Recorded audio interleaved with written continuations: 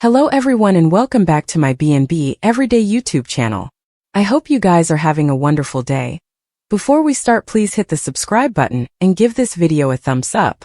At Bill's place, Luna and Finn grasp. She tells him that she's not trying to make defenses for what she did, and she's to condemn for her conduct. Still, occasionally she wonders if she had a father to guide and watch for her, if it would have made all the difference. Finn wishes he'd known. Luna says he was her kinsman, and he was dealing with his own family and life similar as getting a croaker.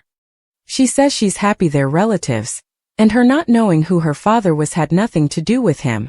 She's thankful that he's then and hearkening to her. Finn admits she's shocked that she's still not in captivity. She explains she's serving it under house arrest, and Bill saved her as she was going to die in there.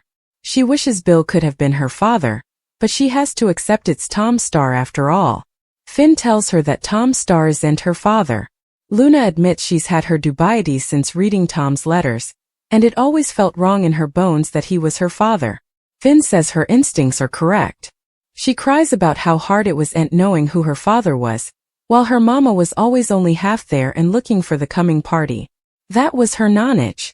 She says she retreated from the outside world and went to dark places in her head. She's certain her life would have been better with a loving, stable part model, someone like him.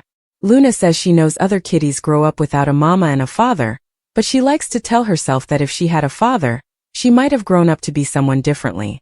What she did haunts her, especially what she did to Steffy, who didn't earn what she did to her. Luna says it was like she severed, that she left her body. She came completely immersed in this fantasy life she created in her head, and it's what she did as a sprat to escape her mama and her chaos. As a sprat, Luna says she'd supplicate her father would magically appear. It would have made a difference to know what real love felt like. Finnegan says, "I didn't know, I swear."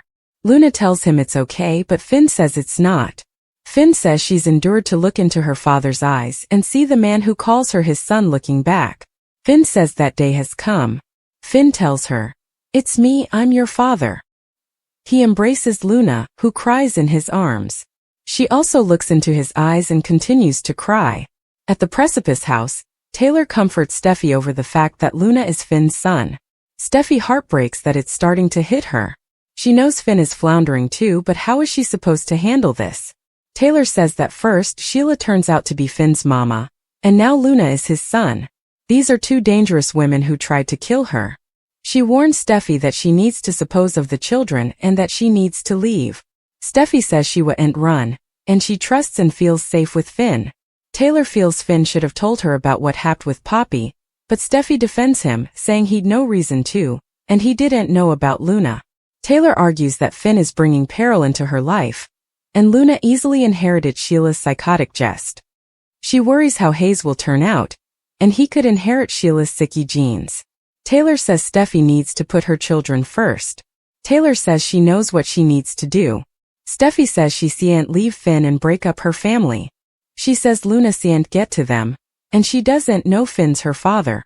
Taylor says that when Sheila finds this out, she'll probably break Luna out of captivity herself. Taylor tells her this terrain, this marriage, this house isn't safe. It's stylish if she packs up the kiddies and moves in with her, Eric and her father. At Forrester, Hope intelligencers through the door of the main office as Daphne pulls Carter into a kiss. She recoils. In the office, Daphne hopes she didn't go too far. She knows he's with Hope, but she has wanted to kiss him since she met him. Daphne notes Carter should be happier and proud of the launch, but his success has been tainted by his regrets about what he did to Eric, Ridge, and Steffy. She no way anticipated to admire him and sees the wonder, sexy, talented man he is. Still, she sees he has guilt. Carter admits he allowed. What he did was for the lesser good. She calls him a romantic and he did this for love, but in the end he knows what he and Hope did was wrong. She tells him that he knows what's right. Carter says he's plotted with doing what's right in the history. She says, like now? Our kiss? Daphne says she's completed her thing, so perhaps it's time for her to return to Paris. Hope sneaks off, and Carter is shocked that Daphne wants to leave. She suggests it's what's stylish, and he agrees that perhaps she's right. She says farewell to him in French and walks out of the office, leaving a small bag of her scent before. Carter picks it up, smells it, and thinks of their kiss. Hope returns, sees him in a reverie, and slams the door. She asks how his talk with Daphne went. Hope Logan was crushed over Carter Walton kissing Daphne Rose while John Finnegan had some violent Luna Nozawa feelings. At the Precipice House, Taylor Hayes reeled over the news that Luna was Finn's natural son. It left Taylor averring this must be a taradiddle, and that the DNA test must have been altered. Steffy Forrester argued that Finn took 2 maternity tests, so there was no denying the wisdom of it. Taylor couldn't believe Steffy had to deal with this and encouraged her son not to keep her passions bottled up.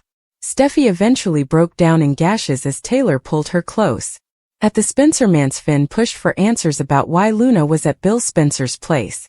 Luna explained that she had a connection with Bill, who arranged for her to live on house arrest there. Luna assumed Finn was there to rip into her, and couldn't condemn him under the circumstances.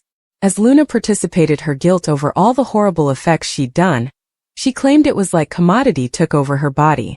Luna conceded that she wiped out her own father, though Tom Star no way felt like one to her.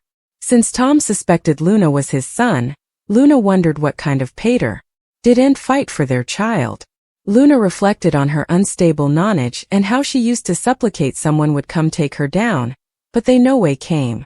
Finn blurted out that he didn't know and pulled Luna into another clinch as they cried together. However, he stopped suddenly of saying he was her father just yet. In the Forrester Creations design office, Zen Forrester Dominguez prompted Hope to see that Carter wasn't acting all that happy despite the successful scent launch. There were also some prognostications about Daphne being such a game-changer according to Hope. In the main office, Daphne suspected the launch was a concave palm for Carter, and wondered if all this was worth throwing away his relationship with the Forresters. Daphne suggested Carter had a golden occasion to give the company back now that he'd proven his point.